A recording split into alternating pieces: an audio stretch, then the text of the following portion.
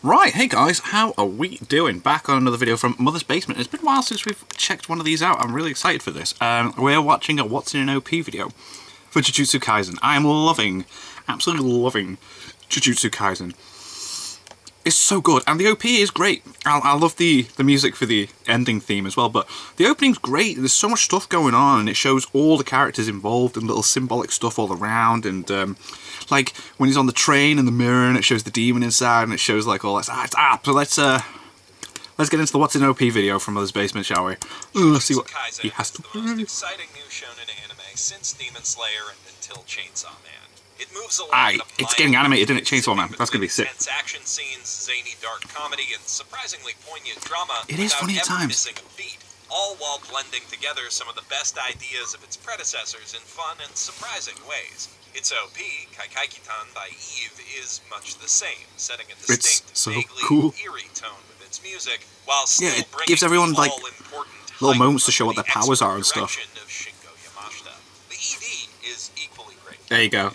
The song slaps, the heroes drip, and the fashion show art style is gorgeous. It reminds me of iTunes There's a lot adverts. less to analyze amid all that stylish minimalism, so despite the many viewer requests, this video will be exclusively about the OP. Sweet. Which has That's fine. more than enough Let's go to foreshadowing Panda. for the vote, right up to the current arc of the manga, and maybe beyond it, in fact. Ooh. I will be vague in discussing those points to avoid spoilers, but there is one specific enough that I'll have to dip into explicit spoilers to explain it, so I'll warn you before we get there and mark the time in the video's chapters so you can skip over it with ease.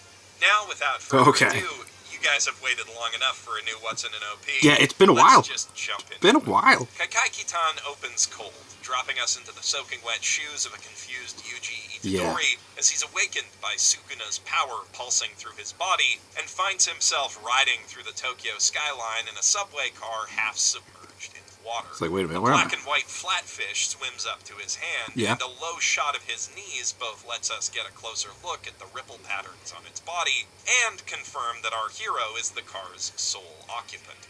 The he's by himself, windows in time with the guitar chords is a nice touch. Even with 130 chapters of manga under my belt, I still can't definitively say what this empty car represents. There's only one point in the plot so far where the Tokyo subway has had any plot relevance, and this doesn't really map to the that water at as well. all. Is it's so like he's slowly drowning by himself? For the forces carrying the unwitting Yuji Maybe? toward his destiny, or a literal representation of someone's domain. Like the water's slowly filling up the car? Likely candidate for that, I think. As he's travelling on his journey? The next shot shows us an overhead view of Tokyo at night. Now what's all the red golden glow? Why do they turn pink? Much more cursed-looking red, reminiscent of Sukuna's tattoos. Oh, the title card cool. Appears. Yes, all right. This is mostly just a solid example of stylish motion graphic work. Yeah. But it does suggest that Tokyo as a city and the darkness is slowly getting taken over as well. Are every bit as important to this story as its heroes. Yeah, that's cool. The montage that follows, introducing us to the students and one faculty member of Tokyo's Jujutsu Kaisen, bears that theme out by showing them standing alone in unnervingly quiet corners of the city. That's cool, because she can't see them without the glasses, can she either? Crouching down in a tunnel with its end shrouded in mist, bracing against his knees as though he's about to break into a run. He spends a moment contemplating the ground before rising up, determined to face whatever lies beyond. Those dogs are so sick. This shows both his pensive, considerate side and his determined nature. Yes. Nobara Kugisaki is also in shadow when we first see her, though the world around her is much more full and bright. She stands on the steps of Mori Tower in Roppongi, an extravagant building symbolic of the small town. I like when they use realistic, like actual real, like places. As we descend the stairs toward her, she turns to step out of the darkness, glancing knowingly at the camera's new close-up position as the light hits her face. It's like, hello. In the next shot, we see dim fluorescent light playing across Toge Inumaki's face in a similar manner. Is he the guy that zips the thing down off his mouth? He and the rest of the second years get only one intro shot apiece, as they're not in Yuji's Nakama squad yet. Now, I could they've only just appeared in the anime. Yazi and I have been down this exact escalator, but there's a lot of them in this city, and I cannot place it for the life of me. So if you know Tokyo, that's cool though. Obsessively well, let me know where it is in the comments. The next shot's a lot easier to place. Panda stands watching a panda at the panda enclosure Being of the a panda. Tokyo Zoo. The symbolism is likewise easy to parse. As a cursed corpse, Panda lives in a world of darkness, separated from both true humanity and true, pandanity? Yeah, being a panda, through yeah. a thick pane of glass. And Panda's pretty chill about that, all things considered, He's so cool. just as he is here. Next It's up, like, oh, so that's why it's like being a panda. mentor, Kento Nanami, sitting alone in what looks like a fancy cafe overlooking... Well, we can't actually see what's outside behind the opulent interior reflection, but that may be the point. Before he took up the blade to fight curses, Nanami was a stockbroker. Yes, and a pretty that was well-paid rubbish. and comfortable one at that. Everything's but he rubbish. felt that well-paying job kept him alienated from the cycle of human life, and thus chose to do something that actually helps real human beings.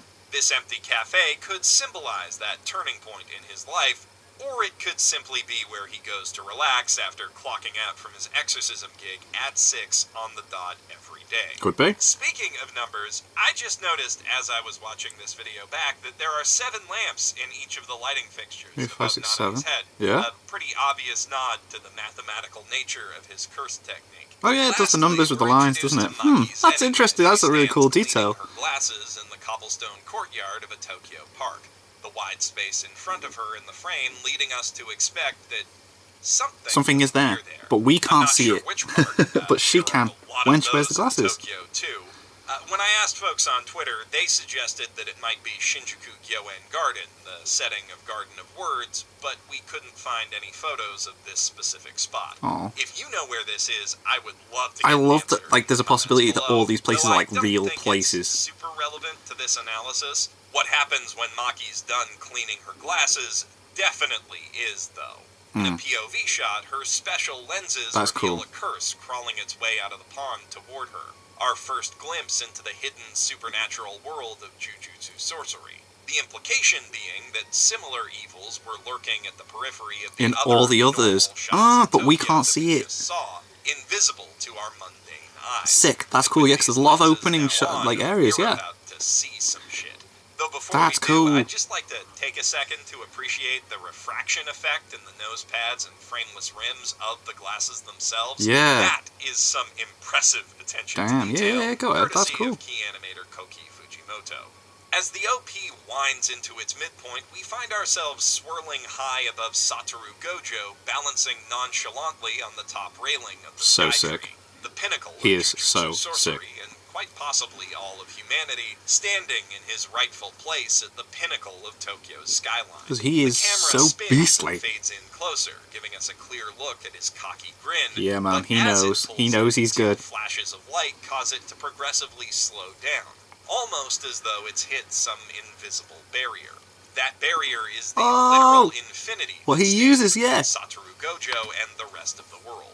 And if you were anywhere And you get closer near to this him, untouchable, it slows you you'd look down. just as smug as Satoru Exactly was like that. here. That's sick. Cut Yeah, yeah, back yeah. to Yuji in the train car, power poles zipping by the window while the city glides by in panorama off in the distance. Then, in a flash, the I train love that. dips into a tunnel, and Sukuna's wicked grin Just is reflected smiling, back at us through waiting. the darkness. Every bit as smug as Gojo's. Oh, yeah, there's comparison. Itadori doesn't notice, though. He's looking too down. preoccupied staring at the fish as it swims between his legs. The water around it glowing a soft yet sickly green so that he can see it even through the darkness. This inattentiveness lends credence to the idea that the train might symbolize the forces carrying Yuji toward his fate, with Sukuna lurking in Like, the the journey is shadows, pretty much guiding like his unwitting he actions. knows where he's going Now, at I the wouldn't wanna give end, you but guys it's that getting kind of there. nasty surprise, so I'll warn you now that we're approaching that spoiler I mentioned earlier, which should no longer be a spoiler by the time we reach episode 12 or so, but We're on if you're episode- not there yet, use the chapters to Wait, skip we're only over on the episode next 9 few at the moment, aren't we, on sentences. Crunchyroll? Spoilers inbound in 3, E, 2, 1. We flash cut from Yuji's dour face to a shot of his friend Junpei silhouetted against a glowing Oh, yeah, he's the guy that was in the jellyfish. cinema, isn't he? This, of course, represents the toxic Shikigami that the bullied young boy summons to attack his classmates under Mahito's manipulation, Oh, which cool, in right, okay. turn makes sense of what we see next. our vision darkens as a bubble grows around the fish, distorting its shape, just as Mahito molded Junpei into an inhuman monster when he was done playing with him. I did see that coming, though. That terrible moment, kind of thing. Sukuna pops out of Yuji's cheek to laugh at his pain. From there, the OP really starts. Alright, that's not a lot then, that's okay. Next, see Yuji I'm out alright in with the that. real world from a very low angle as he charges past an apartment block into battle.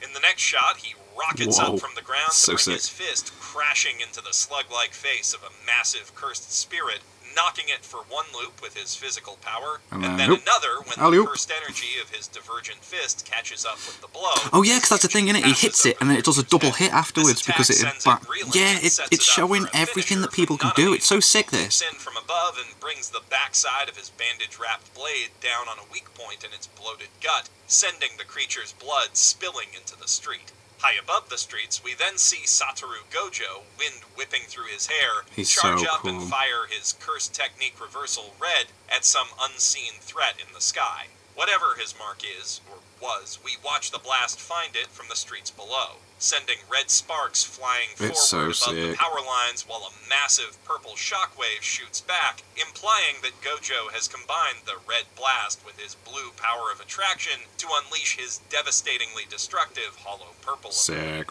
I don't think there's much meaning here beyond showcasing these signature powers. Yeah, just showing but what people can holy do, yeah. heck, that showcase looks cool. It's sick. According to Sakugaboru, Nakaya Onsen animated this whole sequence from Yuji running up to Gojo's explosion, which is just plain nuts for one guy to handle. And what's even nuttier is that he kept that solo effort up for the next, even more insanely detailed montage, which introduces the group of special grade curses who serve as the series' primary antagonists. Yeah, I'm intrigued. First, we fly through the volcanic hellscape of Jogo's domain, Yeah, they're which both is there. surprisingly three-dimensional and looks absolutely stunning for something we only see. Very for quick literally shots, but yeah, seconds. we've been introduced to Especially these. the glow of magma playing against the cherry blossoms that I presume represent Hanami's power. Oh yeah, The flowers and camera that, moves yeah. straight between the forest spirit's sinister grin and the more serious grimace of the earth spirit, making it feel as though these two frightening creatures are closing in on us. In the very last frame, though, Jogo's mouth drops open, as if in surprise or maybe fright. Yeah. Perhaps this reflects his reaction to being hopelessly Oh my outclassed by god, yeah, Satoru. he was The next shot of the completely montage beat is down, a lot wasn't he? more relaxed, showing us the adorable ocean spirit Dagon just sorta chilling above a coral reef in his own domain. Nice. Shadows and ripples distort his body into a blur below the water, suggesting that there's more to him beneath the surface. After that Iyashikei moment, we see normal humans milling about on some side street in Tokyo, all animated in impressive detail, likely with some rotoscoping help, and all wearing masks. Thank you, Jujutsu Kaisen. That won't save them from what's coming, though. One passes by the camera, the scene shifts to black and white, and all of a sudden, every person in the street has been replaced by a grotesque Cronenberg handcrafted Yeah, 'cause he can do that, can't he? He turns them who into them. stands in their center. He brings a blood-stained hand to his mouth, licks it, and then paints his lips red with his tongue. Oh, he's sick. I can think of few more effectively creepy Yeah, ways that is anime weird. has cemented a villain's face in my mind. But as we learn when we zoom into the black void of his cold gray eye, it's those hands you really have to watch out for. From there, we cut to Kukisaki, who kicks off a montage of the Jujutsu High students showing off their own Their cursed abilities and that's sick, I love it, yeah. She brings her cursed nails to bear against some unseen foe in what I think is Shibuya's Dogonzaka alley. That's cool. I'm pretty sure that the next few shots of the Tokyo school students, Maki spinning her cursed naginata, Toge unleashing his cursed words, and Panda Parkour being a panda. also take place in Shibuya. Panda parkour, love Each it. of these shots is remarkably fluid in its animation, especially Panda's movement, which again appears to be rotoscoped and is composited seamlessly into the moving 3D background. Yeah. Seriously impressive animation work there. And the OP keeps that up, from the subtle smile that plays across Miwa's face as she turns to see handsome, strong. Because she loves him, doesn't she? She's like, oh my god, he talked to me. Oh my god, he talked to me. Ah. Yeah, there you go. To my boy, the man, Aoi Todo, reveling in I don't know, I don't the like him. joy of battle, muscles rippling, shit-eating grin gleaming as cursed I energy don't really flows like him. around his fist. Sorry, don't know what came over me there. I love him a lot. Yeah. Bahi JD put his considerable animation talents to work in several of these shots, doing the Gengas, that is, the original paper drawings for Inumaki's face reveal, and the layouts for Kugisaki and Maki's hero moments. But it's subjectively clear that he put the most passion into animating Toto's detailed, full-body movement, because Toto's just that important. Is he? You'll see why. Oh, the okay. animation in the next shot, where Mai rapidly reloads her revolver, is somehow even more impressive in its meticulous mechanical detail and fluidity. That is some detail, you can isn't thank it? animator Pebble Jang for that particular flex. Damn, there's so After many that, we animators see involved in more this burst opening energy sequence. This is sick. swirling around Megumi as he falls into a very bring-it-on pose. I think this is from his fight with Sukuna, though with the dark, murky background, it's hard to say. After that, the OP starts to wind down with some less combat-focused, though no less gorgeously animated shots. That is nice Yuji and chilled, and Junpei sit laughing together in a riverbank under the setting sun. Hands appear in Mahito's eerily detailed mouth, forming signs to unleash his domain. Megumi's sister, Tsukimo, smiles warmly at us against an indistinct backdrop. A very young Kugisaki stands behind her teenage friend, Saori, on the train platform in their small town, cherry blossoms dancing It looks around nice. them. It looks and so last nice. in the montage, but certainly not least, Intrigue. Suguru Geto, human ally of the cursed spirits, leans against the shutters of a traditional Japanese room, wine and apples on the table in front of him, while behind him an amorphous shadow, likely a curtain, blots out the outside sky. Notably, he doesn't appear to have the stitched forehead that defines his character design in the present, suggesting that this is a moment from his past. Right, And okay. indeed, That's interesting all of detail. the shots we've just seen speak to a past regret of one of the main characters or another. In response to Geto's appearance, Gojo lifts his blindfold, and while we only get a one-frame look at his surprisingly full lashes, if you speak anime, then you know that means shit's about to go get real. down, Which man. It does, Yeah, though, it does in a when he does that. different Oh my god, context that doesn't involve him. So, one more awkward pause. This OP changes from episode to episode, and after I wrote and recorded this, I went and caught up on the newest ones, where we do actually see Gojo's eye in this shot. And it is very pretty. Be honest, I did notice that in the last one, but I just kind of... Anyway, we cut to Yuji's first battle with a special-grade cursed spirit in the That's cool, they Juvenile changed. Detention Center, which isn't going super well for him, as the overwhelming power of his foe strips the flesh from his fingers. Oh, that was a sick scene, though. Desperate face. The smearing and defects work in these cuts is absolutely impeccable.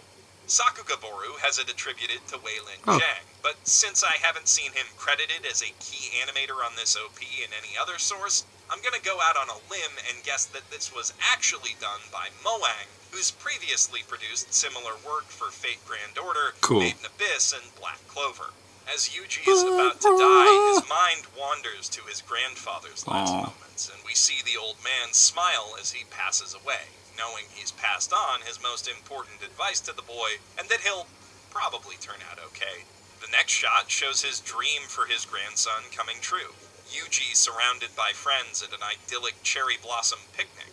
As the series has gone on and his support circle has grown, more and more friendly faces have been added to the crowd in this shot, but Junpei's always been there beside him, and at the end, the camera always focuses in on the two of them, smiling together, before cruelly ripping that happy moment away with a creepy, glitched-out transition to Sukuna's domain.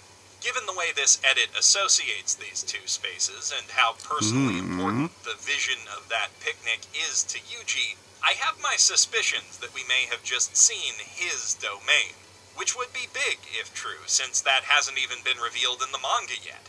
Though maybe it would be too cheesy for a shonen protagonist to literally, physically manifest the power of friendship. Either way, I'm just speculating. Power of friendship. And the Rocks, meaning man. of the next few shots is a lot more concrete, and obvious, considering it follows Yuji's first death at the hands of that cursed spirit. This is his confrontation with Sukuna, where he makes the deal that lets the King of Curses take over his body for 1 minute at a time in exchange for his revival. Yuji tries to resist, but no sooner does he have his fighting glare on than we cut to a shot of a cursed finger sinking into the water of the train car. But then there's something This growing is the out of moment it as when well. Yuji is defeated, his memory is erased, and the deal is set.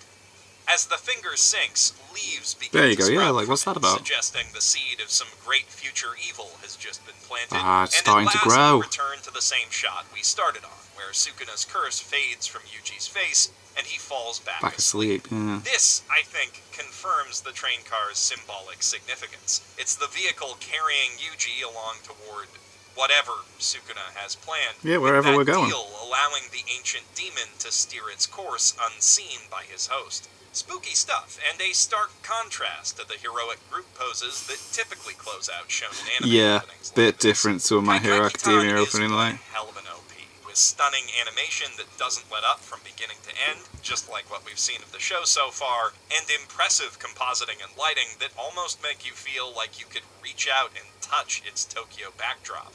It easily stands alongside the greatest of the great shonen OPs, and I'm confident that we'll be able to say the same about the anime itself in due time. For now, though, I just want you to say who your favorite Jujutsu sorcerer is and why it's Todo in the comments below. I don't like While I've got him. you here, consider checking out my recent video on the power of spooky shonen battle series like this one, or my recent I didn't check that out. dive into the performance artistry of VTubers. The VTuber and video is great. creative The VTuber community video is that cool. surrounds them. If you don't think VTubers are for you, check that out. It may change your mind. I'm Jeff Thu, professional shitbag, Signing out from my mother's basement. That was a really good video. That was really good. I liked what's in an OPs, where we look at everything, why everything's there.